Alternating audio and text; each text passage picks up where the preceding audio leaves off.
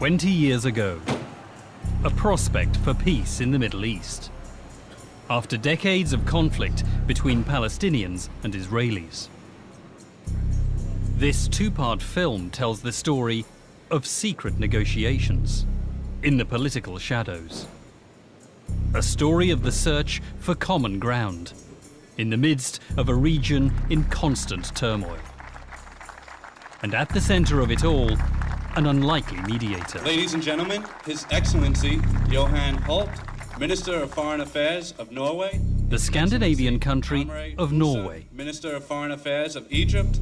The Honorable Anthony Lake, Assistant to the President for National Security Affairs.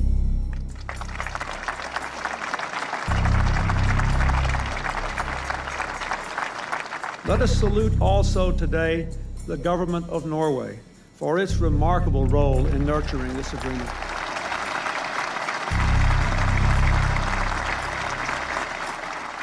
September 1993.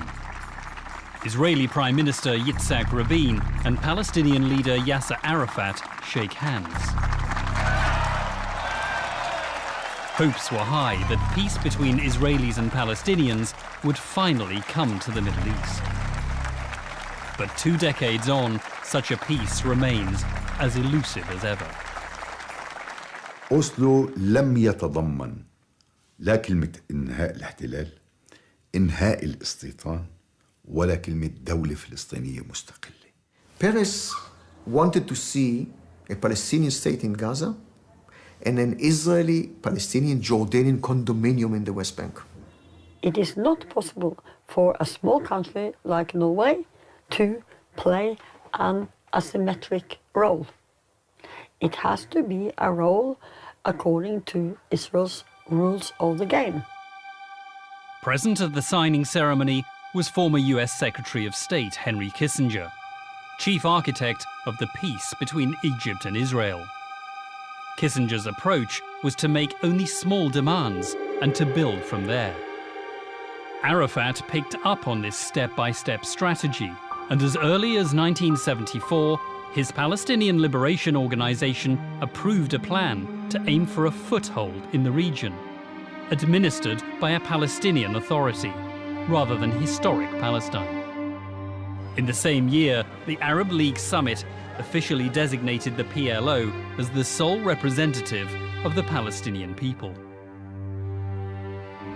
حق منظمة التحرير في أن تقود نضال الشعب الفلسطيني. نقترب أكثر من نهج الواقعية، وهذا حتى أكون أمين للتاريخ كان نهج ياسر عرفات اللي كانوا يسموه وقتها يعني يعطوه كل الألقاب، مرة يسموه انتهازية، مرة يسموه براغماتية أكثر من اللازم. In 1974, Arafat, known to his colleagues as Abu Ammar, addressed the United Nations. For the Palestinians and for the PLO, the event represented recognition for the Palestinian struggle. إنها لمناسبة هامة أن يعود بحث قضية فلسطين إلى هيئة الأمم المتحدة. The PLO gained stature at the UN, but it continued to reject Security Council resolutions 242 and 338. The resolutions demanded that Israel withdraw within what was called secure and recognized borders. But they did not precisely require Israel to withdraw to all land it occupied before the Six-Day War in 1967. As far as the United States is concerned, any peace negotiations must be based on Security Council resolutions 242 and 338. We would strongly oppose any attempt to change. These 2 resolutions were the framework for the 1978 Camp David Accords. I would love to do that as soon as I can. The Accords called not for a Palestinian state, but for what was termed Palestinian autonomy. بعهد بيغن عام 1977 اللي اقترح حكم ذاتي للفلسطينيين وعاصمة الحكم الذاتي بيت لحم وقوة شرطة يتم تسليحها من إسرائيل. أدرك الإسرائيليون منذ ذلك الوقت أنه قد يأتي اليوم الذي سوف يتفاوض فيه الإسرائيليون مع الفلسطينيين لإقامة حكم ذاتي. From its stronghold in South Lebanon in 1977, the PLO decided to explore the possibility of talks with Israel. أخذنا أول مرة قرارات بأنه نبدأ حوار ولقاءات مع أطراف إسرائيلية. حقيقة كان أبو عمار بيساند هذا التوجه بقوة، وكان في آخرين في قيادة المنظمة بأيدوا مثل هذا التوجه بقوة. Mahmoud Abbas says in his book, The Secret Channels, that this dialogue was with the Israeli forces that supported peace and with the Sephardic Jews. In March 1978, Israel invaded South Lebanon.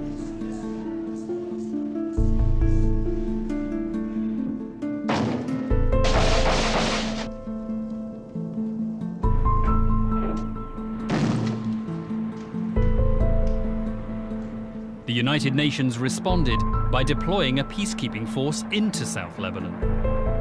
Known as UNIFIL, part of this force was made up of Norwegian troops. I had visited for the first time as a Norwegian soldier visiting the UNIFIL forces in Lebanon. I came with friends through Israel. Den norske bataljonssjefen tok noen dager senere imot resten av styrken i Israel. I det norskbevoktede området har det vært vansker for FN-styrkene fra første stund. Grupper av palestinske guerillasoldater har forsøkt å trenge gjennom de norske FN-stillingene, hittil uten særlig hell. Norway contributed approximately 1,000 soldiers, and of course the security of those soldiers was a very important concern to us. We were one of the first Western countries who established what we described at the time as working contacts with the PLO in that context. Mr. Knut Frydenlund, who was a Minister of Foreign Affairs, Thorvald Stoltenberg was the Deputy Minister, State Secretary. He followed the situation very closely at the time. No one is afraid of Norway, and that's the gift. What makes us weak in the traditional meaning is our strength when it comes to serve the peace. كانت النرويج بلد صهيوني بامتياز، بدليل انه من داخل البرلمان بهذاك الوقت كان اعضاء البرلمان 157 عضو، 87 عضو منهم كانوا بجمعيه اسمها جمعيه اصدقاء اسرائيل. النرويج صدقيني كان اصعب دولة في العالم، اصعب من امريكا لاستقبال الفلسطينيين. كان في شخصيات موجودة في الحكومة وفي الجيش وفي الأجهزة الأمنية مستعدة أن تخدم إسرائيل لا لشيء، فقط خدمة لإسرائيل، يعني بدون أي مقابل. Norway was more supportive of Israel than many of the others, and I think that than any of the other European states. There are several reasons, but one of the most important was that the Norwegian Labour Party and the Norwegian Trade Union, they saw this state of Israel as a socialist experiment, almost a kind of social democratic social state, like the one we have in Norway. In the late 1970s, there was a common bond of socialist ideology between Norway's Labour Party and its namesake in Israel. One of the key players in this special relationship was a prominent Labour Party member of Norway's parliament, Johan Jørgen Holst. Mr. Holst was the first person at the political level to meet Mr. Arafat. He was deputy minister and state secretary of the Ministry of Defense. He came to Beirut and traveled on to Israel in July, I think it was, in '79. He met with Yasser Arafat, and Yasser Arafat invited the whole group to a very pleasant dinner. Mr. Holst had very close contact with the Israelis. And that aspect of Mr. Holst made him even more interesting to Mr. Arafat. Mr. Arafat's interest in Norway was really over contacts with Israel. Ved at det har fått veltet inn over seg hele konflikten i Midtøsten. Så før man har fått en mer alminnelig løsning på Midtøsten-konflikten, er det vanskelig å se at man skal få en endelig og varig løsning. بالصدفة هولست كنت التقيته كان نائب وزير دفاع وجاء إلى بيروت وزار مؤسسة صامد التي كنت أنا مسؤول عنها حينما زار قواتهم الموجودة في جنوب لبنان. In 1979, the Shah of Iran fled into exile. Israel lost an ally and a major oil supplier. The United States asked Norway to guarantee to sell its North Sea oil to Israel. Concerned about repercussions for its UN troops in Lebanon, Norway sent its diplomat Hans Longve to seek assurances from Arafat.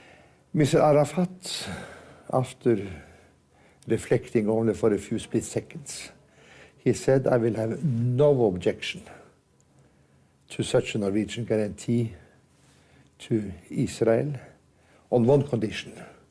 When I need a secret back channel to Israel, you provide it. Yasser Arafat wanted the Norwegians to act as intermediary between himself and Israel. The Norwegians and the Norwegian government were just shocked to hear the message coming back from Arafat. So from 1979 and every year from there onwards, the Norwegians tried to set up a secret back channel between the PLO and Israel. But Israel were absolutely not willing at all to listen to anything that a Norwegian could come up with from Arafat and the PLO. In 1982, the PLO lost its base in Lebanon.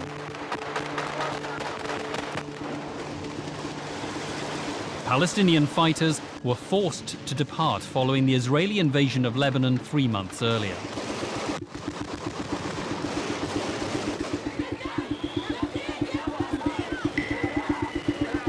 A US brokered deal led to Arafat and his entourage moving to Tunisia. It was actually an invitation from Arafat to my predecessor as Foreign Minister, Knut Frydenlund, and myself, I have been Defense Minister. And we went in 1982 for New Year's Eve with Arafat in Tunis at that time. Arafat asked us directly if we could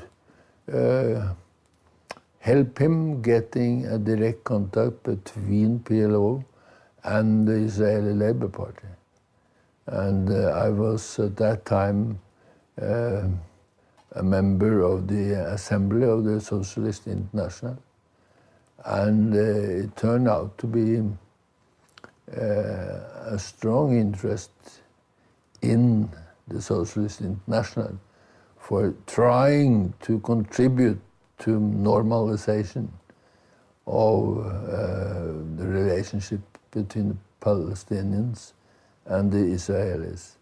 To help with his charm offensive, Arafat turned to senior PLO member Issam Satawi to act as his main go-between. Arafat appointed Dr. Sartawi, and he came here, visited me, because I should take care of this from the Norwegian side.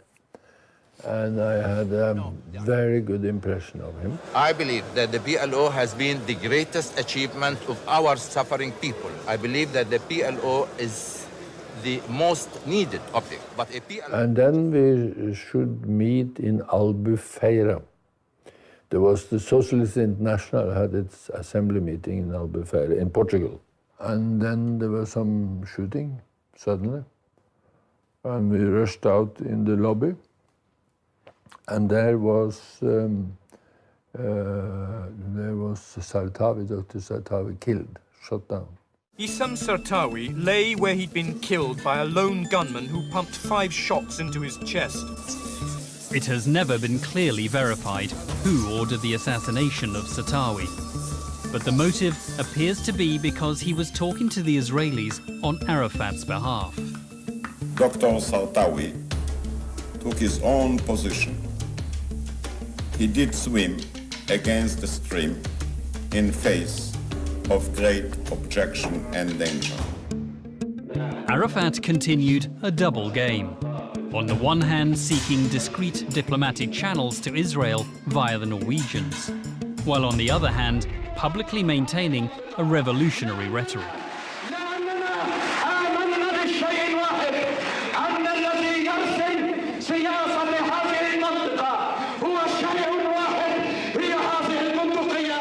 أبو عمار قال لي هذه فاتحة خير يا عمار، بدي إياك بهدوء تشتغل مع ستولتنبرغ تحديدا بهدوء إلى أن يعني لكن بدك تكون عارف إنه شغلة ليست سهلة، لأنه ستولتنبرغ ما زال عنده مواقف داعمة لإسرائيل.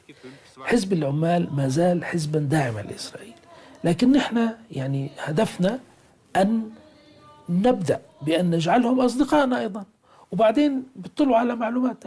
نحن المهم نعطيهم معلومات. رئيس أبو عمار كان يعطيني معلومات باستمرار وكنت أوصلها للخارجية بعد ما استلم ستولتنبرغ.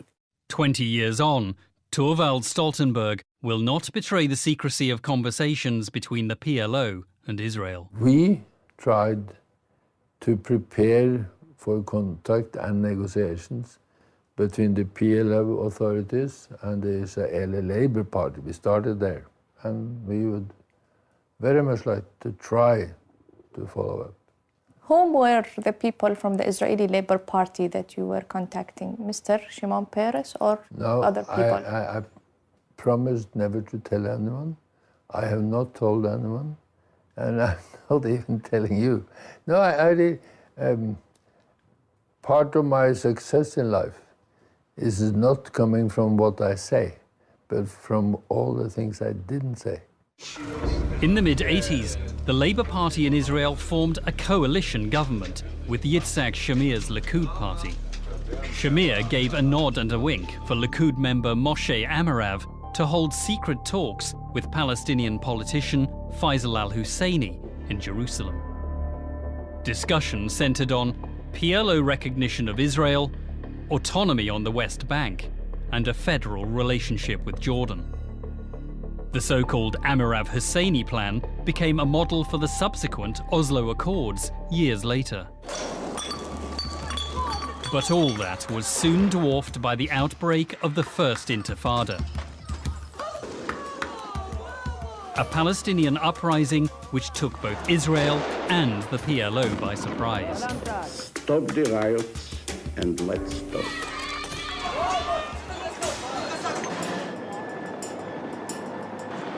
باختصار الانتفاضة الشعبية الأولى جعلت الاحتلال يدخل في مرحلة أنه بدأ يخسر، وإسرائيل لا تتحمل الخسارة لا الاقتصادية ولا البشرية ولا الأخلاقية. وعندما يشعر الإسرائيلي أن هناك من يحتل موقع الضحية بدلاً منه يفقد صوابه. Palestinian boys throwing stones against Israeli tanks. This David and Goliath contest put the Israelis under great pressure. Time was now of the essence.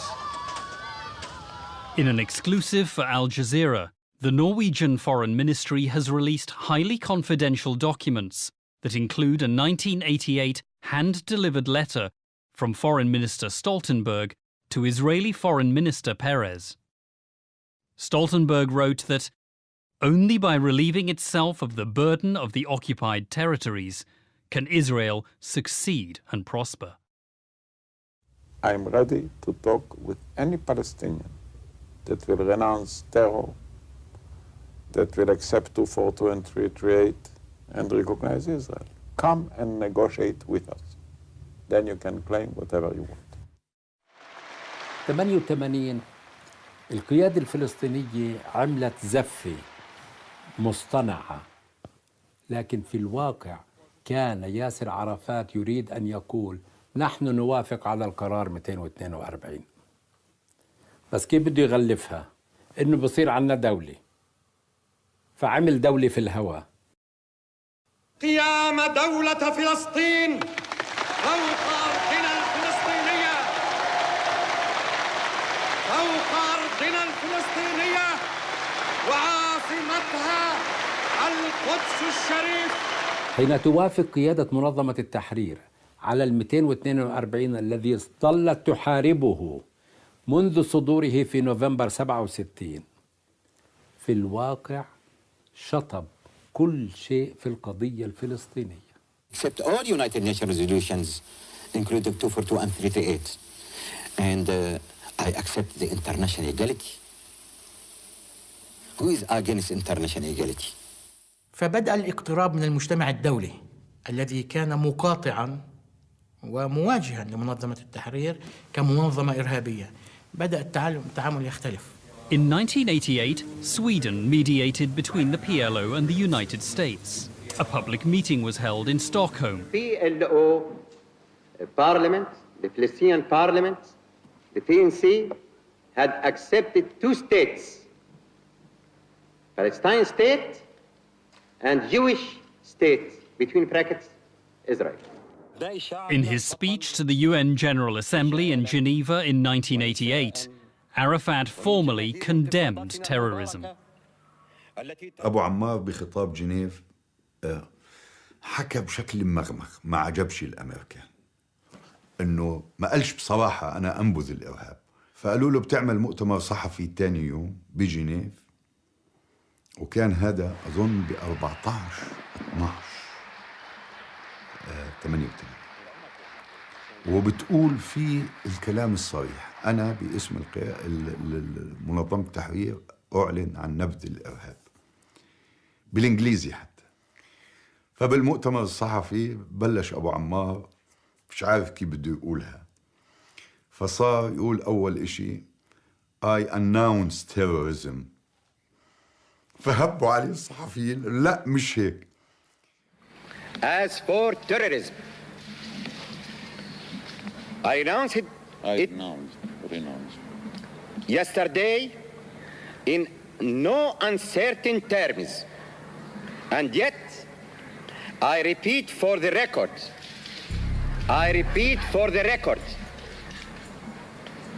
that we totally and absolutely renounce all forms of terrorism. All forms of terrorism, including individual. Arafat had accepted the Israeli terms to start negotiations.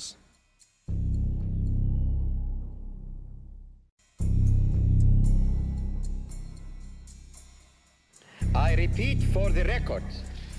In December 1988, PLO leader Yasser Arafat, known to his colleagues as Abu Ammar, publicly renounced violence. All forms of terrorism. Over the years, Norway had discreetly been talking to the PLO. With Arafat renouncing violence, Norway was now ready to pay him an official visit at the PLO headquarters in Tunis. Tradisjon med et langt og godt forhold til Israel. Og i det arbeidet stilte vi 2 krav til PLO. At de skulle anerkjenne Israel, og at de skulle ta avstand fra terrorisme. Det gjorde Arafat. It was the first time a Norwegian foreign minister visited PLO. It was definitely a successful visit because it was a breakthrough for official contacts. The same foreign minister, Thorvald Stoltenberg, the father of the Prime Minister of Norway today, he went on a mission to Arafat in Tunis in 1989. And at that meeting, they had a secret part that no one knew about. The Norwegians worked with Arafat on creating a channel of communication between the PLO and Israel, far from public scrutiny. Mr. Arafat, first time he explained how he saw contacts with Israel being established. And the idea of using a Norwegian research institution was the idea of Mr. Yasser Arafat, which he outlined during that meeting. They hadn't planned or decided which research institute in Norway, but they agreed that that would be a good cover. And they also agreed that the Norwegian Ministry of Foreign Affairs should pay for it all. That was also agreed in the document. Fafo was a think tank in Oslo founded by the trade unions and connected to Norway's Labour Party. It was chosen by the Norwegian foreign minister as the perfect host for secret talks between Israelis and Palestinians. Its director was Tarjei Rod-Larsen. He would go on to become a key figure in the negotiations that led to the Oslo Accords. With funding from the Norwegian Foreign Ministry, in 1989, Fafo started to undertake research in the Middle East. Its first study examined the living conditions in the occupied West Bank and Gaza Strip. Den levekårsundersøkelsen som Fafo gjennomførte i okkupert område, som begynte i 1989. The living condition of young people growing up under the Intifada. What kind of effect on them? Maybe more on the sort of mental, psychological effect of growing up in such sort of a violent environment. But then it was more a socio-economic study. It turned out to because that was sort of the speciality of Fafo. So it turned out to be a little more on the sort of more socio-economic. I mean, unemployment, all these kinds of indicators of social economic life. So who were the researchers that worked on this project from Norway? Yeah, there were many, and one of them that sort of was heading that special service was Marianne Heiberg, who was the wife of. He wasn't at the time, but he later became the Norwegian Foreign Minister, Johan Jørgen Holst. I was working in the sort of what we call the foreign minister's cabinet or the secretariat. My husband was with Fafo. Jan Egeland was the state secretary. Mona Juel and I had studied political science in the university. We had been skiing together. We had been to university camps together. And her husband, Tarjei Rod-Larsen, I also knew from his work as an academic and his work in creation of Fafo, the trade union think tank. So these were my friends when I became the deputy of Thorvald Stoltenberg in the Ministry of Foreign Affairs. It's often difficult for foreigners to understand that Norway is a very, very small country. And the Labour Party has ruled Norway for the most of the post-war period. So you have connections. You are almost families married together within the Labour Party. Like almost, we sometimes call it the Royal Labour Party because they are like a dynasty. This dynasty was very tight-knit. Foreign Minister Stoltenberg appointed Jan Egeland as his deputy and Mona Juel as Egeland's secretary. She was married to Tarjei Rod-Larsen, the director of Fafo. Stoltenberg's sister-in-law was Marianne Heiberg, who worked in Fafo. She was married to Defense Minister Johan Jørgen Holst. This made Holst and the Foreign Minister Stoltenberg brothers-in-law. Holst himself later became Foreign Minister. This extended political family became the Norwegian team in the secret Israeli PLO talks. They could use that research institution as a front for a diplomatic effort to facilitate peace talks between the two parties and do that in all secrecy. You are very critical about this. Why? I think researchers should not usually be take on two hats or be in double roles. In Tel Aviv, another research institute was also acting as a cover for communication between the Israelis and Palestinians. This was the Economic Cooperation Foundation, set up by Israeli Labour Party MP Jussi Beilin. An NGO that we were leading, Hirschfeld and myself, an NGO which was created earlier by Beilin and Hirschfeld, we were able to go between the two sides in Jerusalem and pass messages and come with ideas and even bring the two sides unofficially together under our umbrella of an NGO. I was involved with talking to the Palestinian side for many years in a very informal way, mainly with people like Hanan Ashrawi and Faisal Husseini from East Jerusalem, and with whom it was easy to talk. By 1989, with the Palestinian Intifada in its second year, there were few signs of hope for peace. Hundreds of Palestinians had been killed and thousands detained.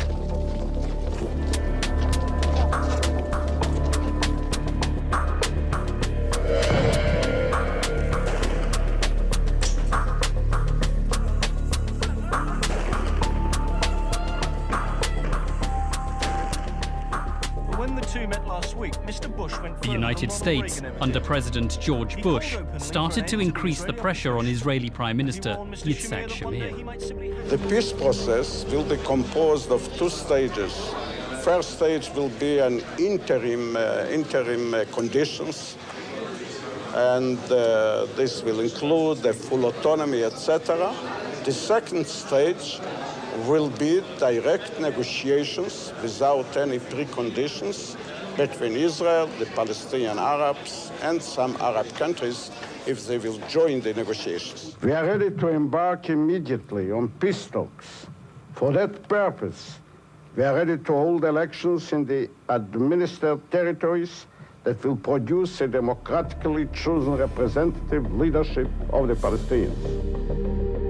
Everything changed in the region when Iraq invaded Kuwait in 1990.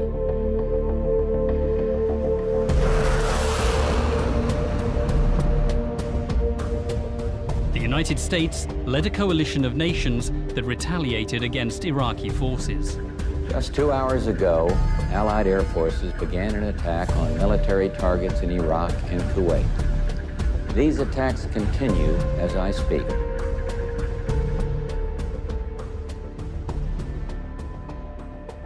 Arafat rejected a military solution to Iraq's invasion of Kuwait. This proved a costly decision.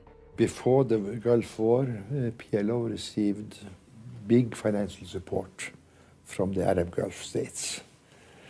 After the war, because of Yasser Arafat's support to Saddam Hussein, that financial support disappeared. They came out of that war very weakened. And I think, frankly, that was also one of the reasons why the Israelis were more interested in discussing with them after the Gulf War than before. We, of course, have close relations with the United States of America. They are an ally, they are a friend, and we made no secret of our contacts with the PLO, obviously. And we shared some of our assessment based on our communication with PLO with our American friends, yes. In the aftermath of the 1991 Gulf War, the United States and the Soviet Union co-hosted a peace conference in the Spanish capital of Madrid. We have an opportunity, I think a real opportunity, to see Arabs, Arab states, sitting down face-to-face in direct negotiations with Israel. مدريد وكل الشروط التي وضعتها الحكومة الإسرائيلية بقيادة شامير أيامها. إنه ممنوع منظمة التحرير تكون ممثلة. ويجب أن يكون الوفد هو من الأراضي الفلسطينية المحتلة. أبو عمار ناوى بكل السبل ما نجحناش. وكل العرب يا اللي بدوش يانا بده يعزلنا يا اللي بقولنا اقبلوا ووافقوا. المهم انه توضعوا قدم في العملية السياسية، نوافق على المشاركة في مؤتمر مدريد من خلال وفد فلسطيني أردني مشترك من أجل الوصول إلى مؤتمر السلام، لأن هذا هو الأمر الأول الذي يشغل بالنا. The Israelis laid out a fixed negotiating position. We are the only people who have lived in the land of Israel without interruption for nearly 4,000 years. Haider Abdeshafi led the Palestinians within the joint Jordanian-Palestinian delegation at the talks. Palestinian Jerusalem, the capital of our homeland and future state, defines Palestinian existence, past, present, and future. The settlements must stop now. Territory for peace is a travesty when territory for illegal settlement is official Israeli policy and practice. The three-day conference ended with plans for further bilateral and multilateral negotiations between Israel and the Arabs. Documents released after the conference reveal that Shamir thought Madrid a success.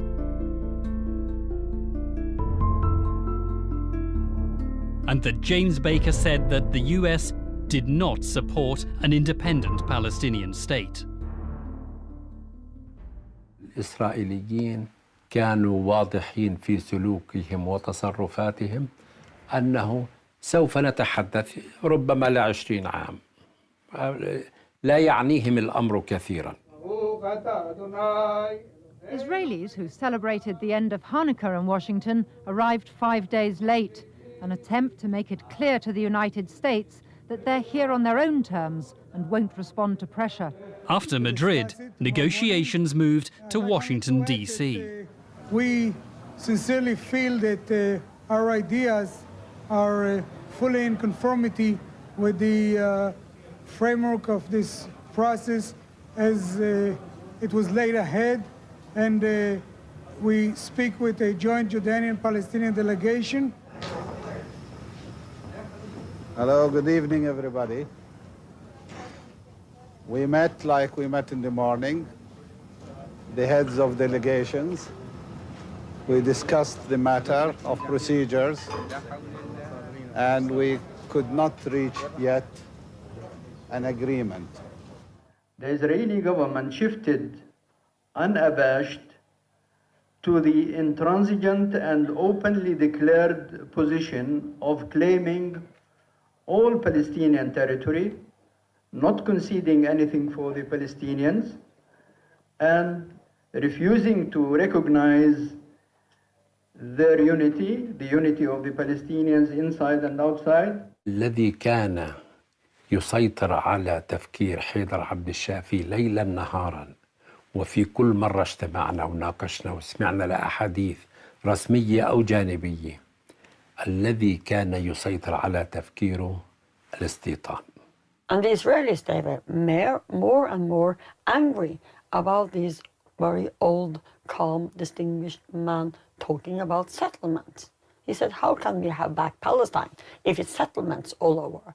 So he had a much more, and the delegation there had a much more straightforward approach to peace. For the Palestinians, negotiator Haider Abdeshafi kept the focus of his agenda on one burning issue: the illegal Israeli settlement construction in the occupied Palestinian territories. By 1991, the number of Israeli settlers in the West Bank and Gaza Strip exceeded 100,000. ما في شك المستوطنات هي قضية أساسية ومهمة جدا بالنسبة لمسيرة السلام واستمرار بناء المستوطنات. أعتقد أنه يعطي انطباع قوي أن إسرائيل فعلا لا تريد السلام، لأن المستوطنات غير شرعية وغير قانونية. وعندما فشل الوفد الإسرائيلي في دفع الفلسطينيين في الوفد الرسمي المفاوض إلى المواقف التي يريدها، بدأوا يبحثوا عن طرق أخرى. I would say one of the most important messages that we got in our almost daily contacts with Ashrawi and Husseini and Nusayba and Ziad and all the Palestinian leaders, if PLO will not be involved, there won't be any progress. And more so, Ashrawi and Husseini told us very clear Hanan Ashrawi and Faisal Husseini, they told us something very, very clear. If you would like to have an agreement with the Palestinians, a partner who can make concessions, there's only one address, and this is the PLO.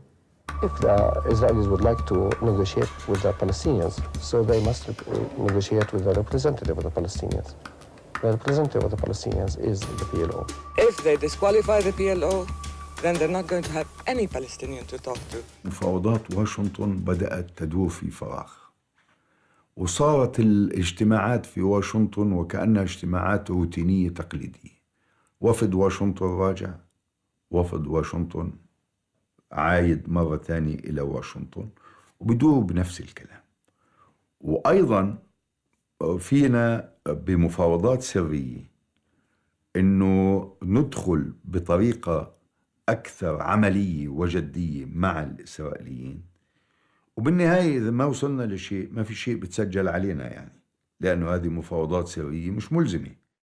The PLO again approached Norway to open a new and secret channel with the Israelis. In February of 1992, senior PLO official Ahmed Karaya, known as Abu Allah, travelled to Oslo. أبو علاء كان بالسويد وإجا من السويد لهون، رحنا على الخارجية وشفناهم في الخارجية، وطبعا نفس وجهة النظر اللي بده إياها أبو عمار. مع مين اجتمعتوا في الخارجية؟ في الخارجية اجتمعنا مع الوزير الخارجية مع ستولتنبرغ، وكان موجود يعني ايكلاند أتذكر كان موجود يعني. PLO starts to send signals to us here. Abu Allah comes that we, Norway, could become their link to Israel if Israel was interested. Then came Bassam Abu Sharif, and he was even more explicit and said, I am talking directly, I have a message straight from the top, Yasser Arafat.